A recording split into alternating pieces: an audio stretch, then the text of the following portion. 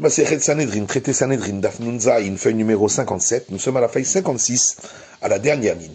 La Gemara disait que l'auteur de la Braïta, de la maison d'études de Ménaché, qui ne déduit pas les 7 lois noachides du verset concernant le commandement de l'Éternel à Adam, lui, il apprend chacune des 7 lois noachides, selon lui, de versets différents. Et la Gemara dit, pour ce qui est de l'interdit de l'idolâtrie et des relations interdites, Dirtiv, il l'apprend du verset suivant, dans la Genèse, qui dit que la terre s'est pervertie devant le Dieu Tout-Puissant au temps du déluge, et la Braïta de la maison d'études de Rabbi Ishmael dit,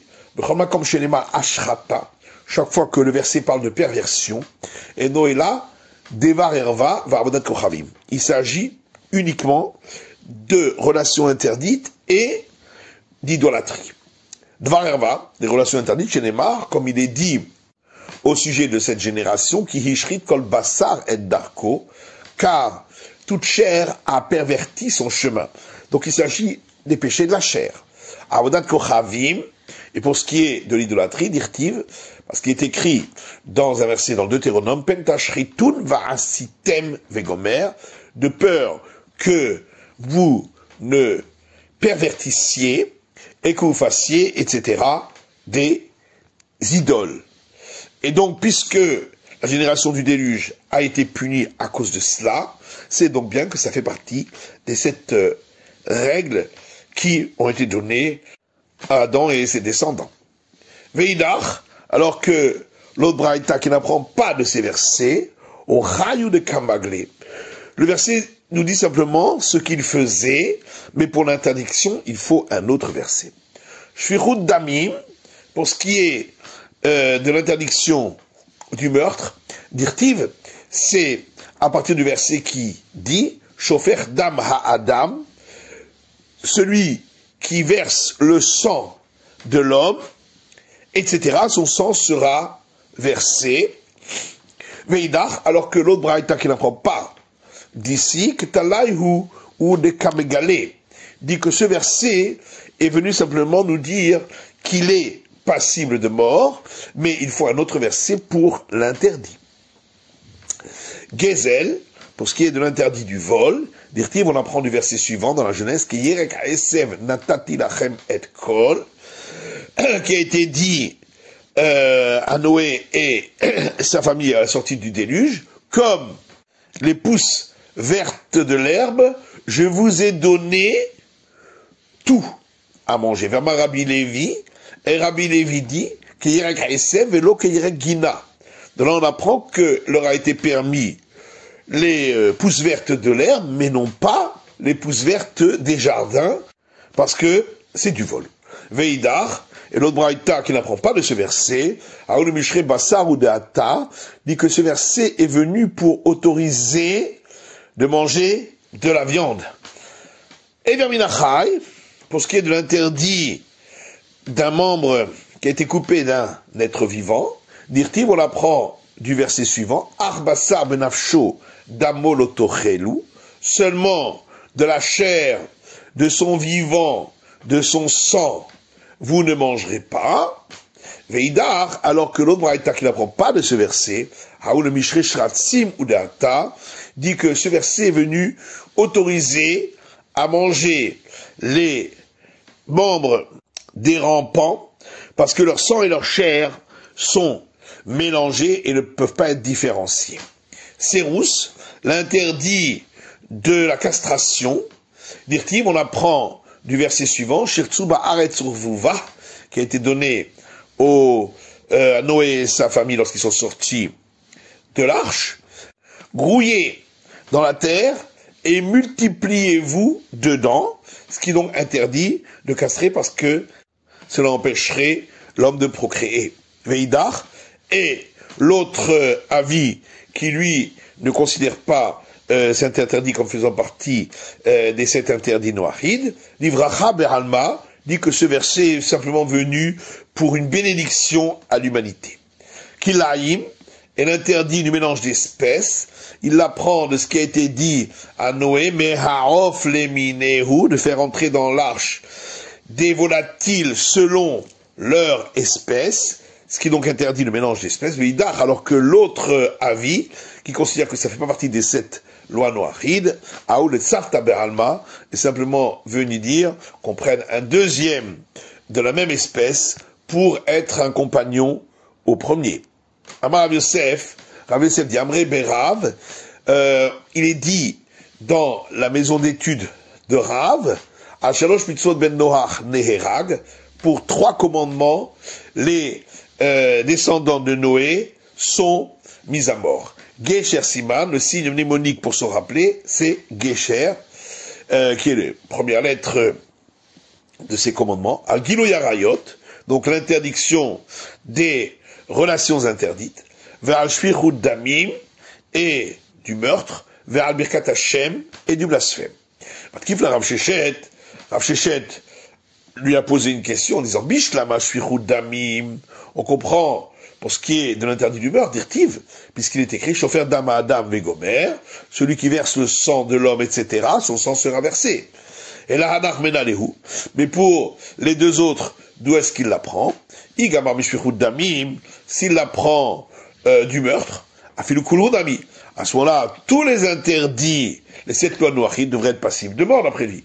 Imishuli Trabaï mais Ish. Et si c'est parce que ça a été déduit du fait que pour les enfants d'Israël, il est dit à ce sujet, un homme, qui inclut également les descendants de Noé, et là-bas est écrit également la peine de mort. À ce moment-là, l'interdit de l'idolâtrie devrait aussi être déduit du fait qu'il est écrit à ce sujet un homme.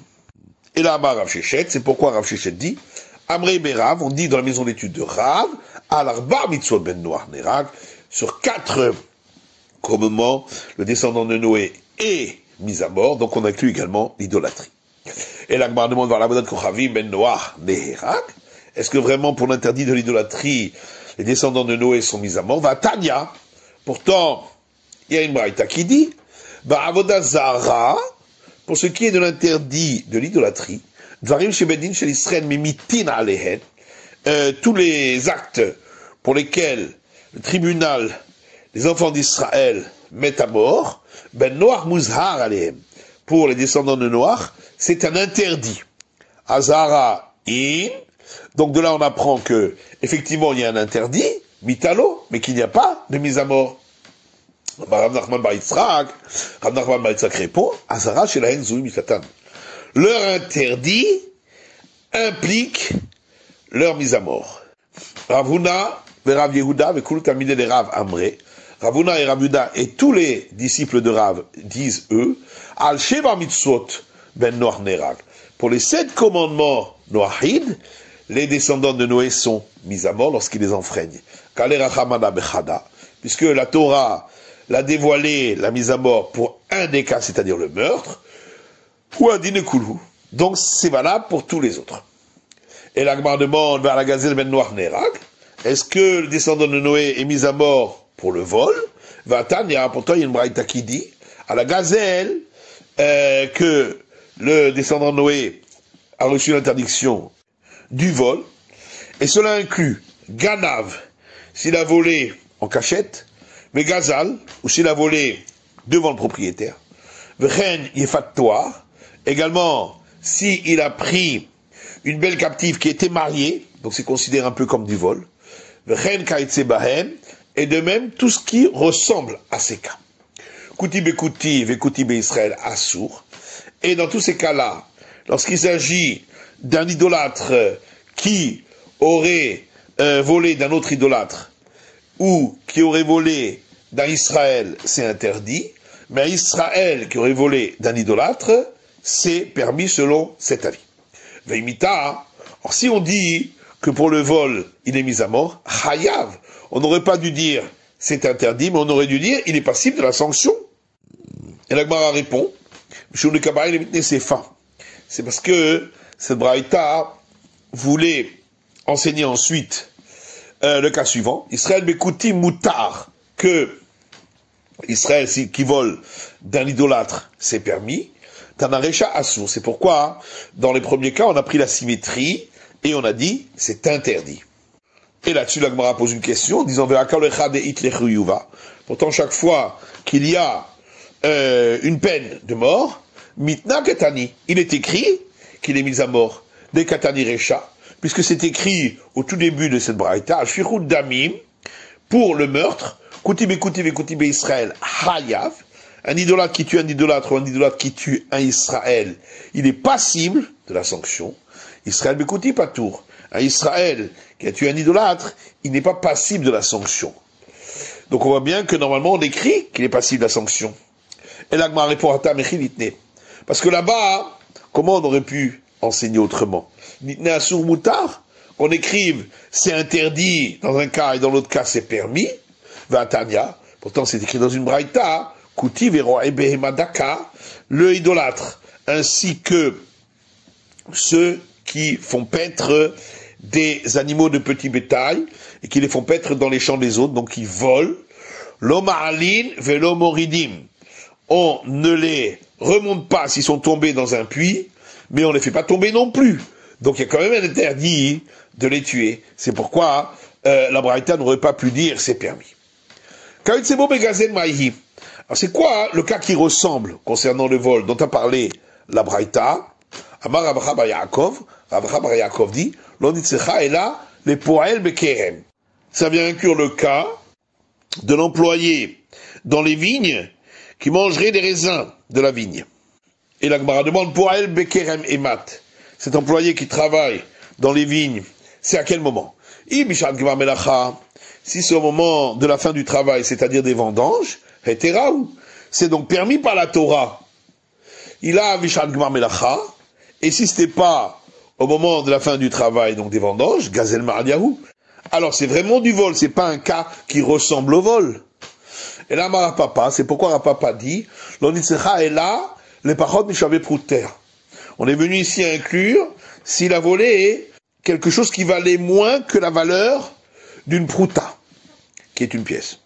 Et là, si c'est ainsi, Koutib Israël assour, est-ce que si l'idolâtre a volé cela du juif, c'est interdit, comme dit la Braïta, Habar Mechilaou. Pourtant, moins que une prouta, le juif pardonne. Donc, ça n'aurait pas été interdit. Et l'Agmar répondait, c'est vrai que par la suite, il lui pardonne, mais n'a-t-il pas une souffrance lorsqu'il découvre le vol? C'est pourquoi c'est interdit. L'Agmar dit, mais alors, dans le cas de l'idolâtre qui a volé d'un idolâtre, c'est donc bien le même cas, où c'est moins que la valeur d'une prouta, puisque nous disons que les idolâtres ne pardonnent pas, même pour moins qu'une prouta. C'est donc du vrai vol. Pourquoi on dit que c'est un cas qui ressemble au vol? Et là, c'est pourquoi Rabacha fils de Ravika dit, qu'on est venu inclure, et là, le kovesh sechar sachir, celui qui tarde à payer son employé. Koutib Israël assour, pour l'idolâtre par rapport à un idolâtre, ou un idolâtre par rapport à Israël, c'est interdit. Israël bekoutim moutar, pour Israël par rapport à un idolâtre, c'est permis, et c'est pas véritablement du vol, mais ça ressemble au vol, puisqu'il ne lui prend pas quelque chose, simplement il ne lui donne pas son paiement. La Gemara poursuit en disant, Kayotse bifactoire mahi. C'est quoi le cas qui ressemble au cas de la belle captive?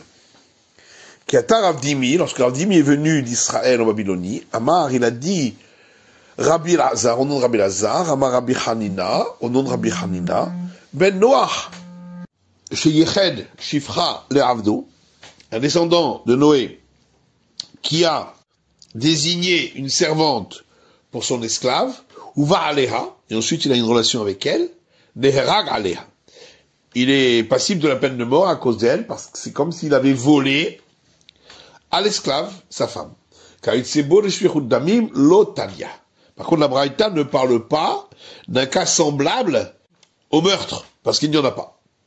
Amar Abaye, Imishkachat de Tanya, et Abaye dit, si on trouve une Braïta qui dit qu'il existe, Rabbi Yonatan ben Shaoulhi, c'est selon l'avis de Rabbi Yonatan, fils de Shaoul, de Tania, parce qu'il y a une braïta qui dit, Rabbi Yonatan ben Shaoul Omer, Rabbi Yonatan ben Shaoul dit, Rodef aha havero lehorgo, si quelqu'un poursuit un autre pour le tuer, V'yachol lehatzilo be'echad me'evarav, et celui qui est poursuivi peut sauver sa vie sans tuer le poursuivant, mais simplement en le blessant sur un de ses membres, velo hitzil, et il n'a pas fait ainsi, mais il a tué le poursuivant, neherag alav. Il est passible de la peine de mort à cause de lui. Et donc ça, c'est un cas qui ressemble à un meurtre. Ashkar Rabbi Yaakov Aha, d'Aveketi Besefer, Agatta de Berav.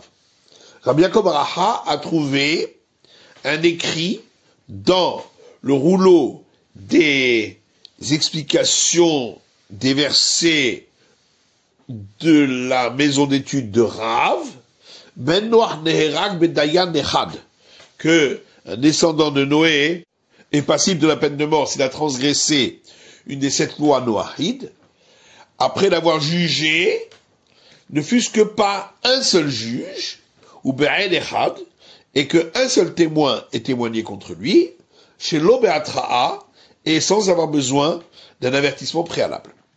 Mipi je mipi isha. Mais ça doit être de la bouche d'un homme et non pas de la bouche d'une femme qui témoignait. Filou Karov, et même un proche parent peut témoigner contre lui.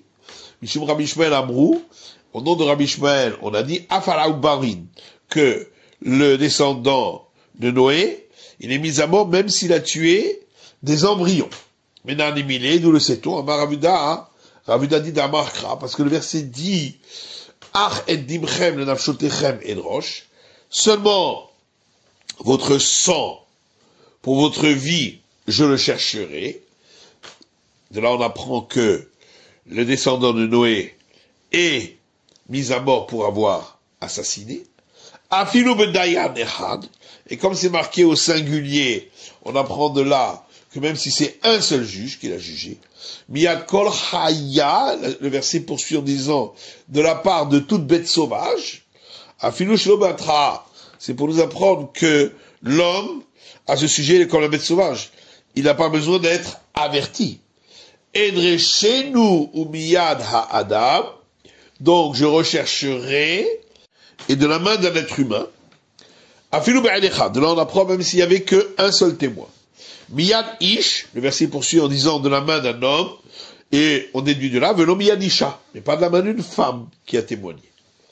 Le verset poursuit en disant Achiv, son frère, et de là on apprend afilu karov, même si le témoin est un proche parent. Mishum Rabbi Shmuel Amrou, donc on a dit qu'au nom de Rabbi Shmuel, on a enseigné Afalaou Barin, que il est passible de la peine de mort même s'il a tué des embryons. Maïtame de Rabbi Shmuel, et quelle est la raison de l'opinion de Rabbi Shmuel? Dit-il parce qu'il est écrit dans la Genèse, Shofer dam ha-adam ba-adam damoï shafer. Celui qui verse le sang de l'homme dans un homme, son sang sera versé. Et Zéou adam sheu ba-adam, c'est quoi le cas d'un homme qui se trouve dans un homme? Et bien, Omer, Zérouba shebemeimo. Tu diras que il s'agit de l'embryon qui se trouve dans le ventre de sa mère. Le Tanakama, la Gemara dit, le premier avis, qui pense qu'il n'est pas mis à mort si il tue des embryons.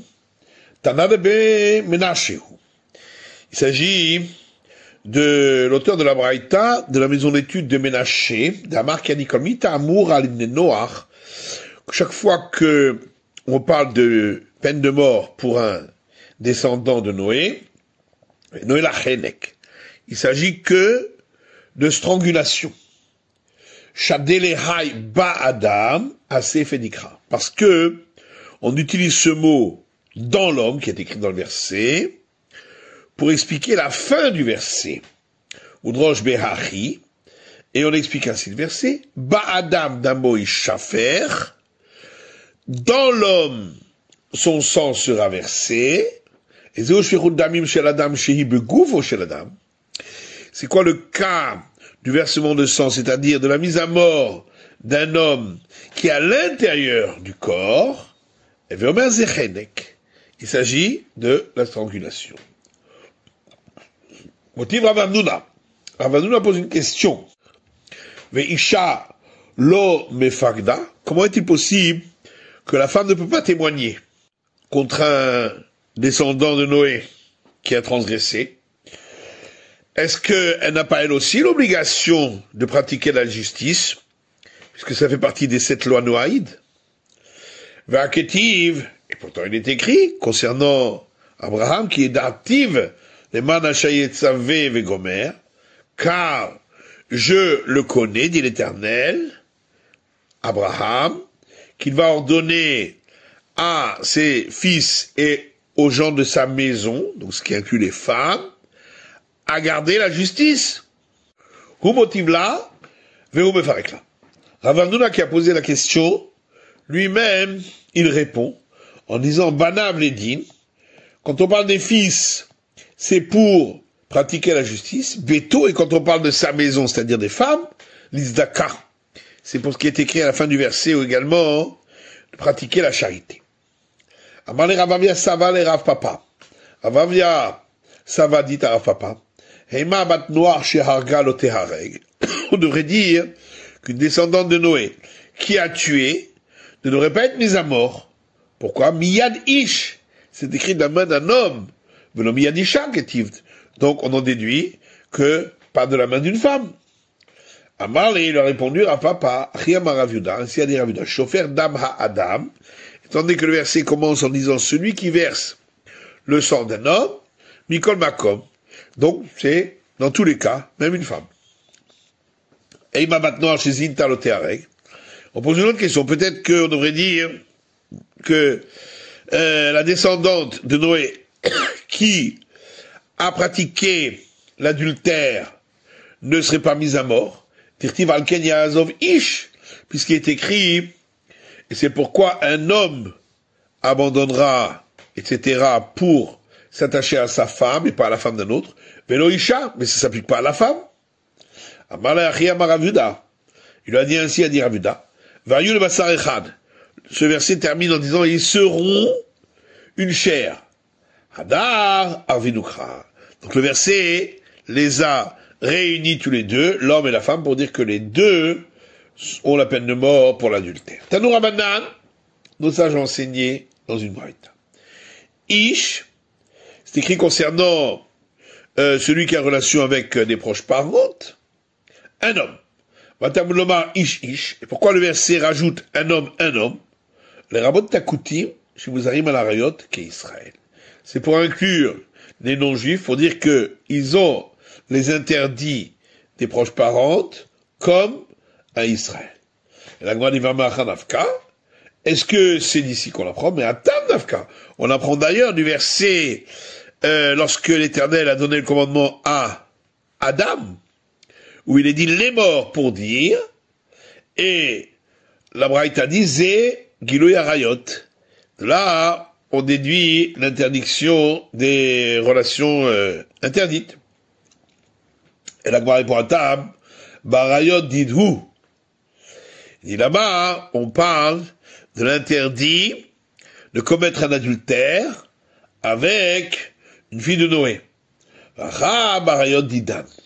Ici, on a déduit également l'interdit de commettre un adultère avec une fille d'Israël. Des Katalisefa, puisque la suite de la Braïta nous dit, Baal Arayot Israël, si un non-juif a eu relation avec une des femmes d'Israël interdite, Nidon Bedine Israël, sera jugé selon les règles des enfants d'Israël. Le Maïl Cheta, à quel sujet? Amarav Nachman Marabba Maravua, Rav Nachman Dionon Rabba Maravua, l'Onitzecha est là, les Aïda, Ve'aïdim, Ve'atra. On a eu besoin de cet enseignement pour nous dire que dans ce cas-là, pour être jugé, il lui faudra le Sanhédrin, 2 témoins, et qu'il ait été averti, comme pour les Juifs.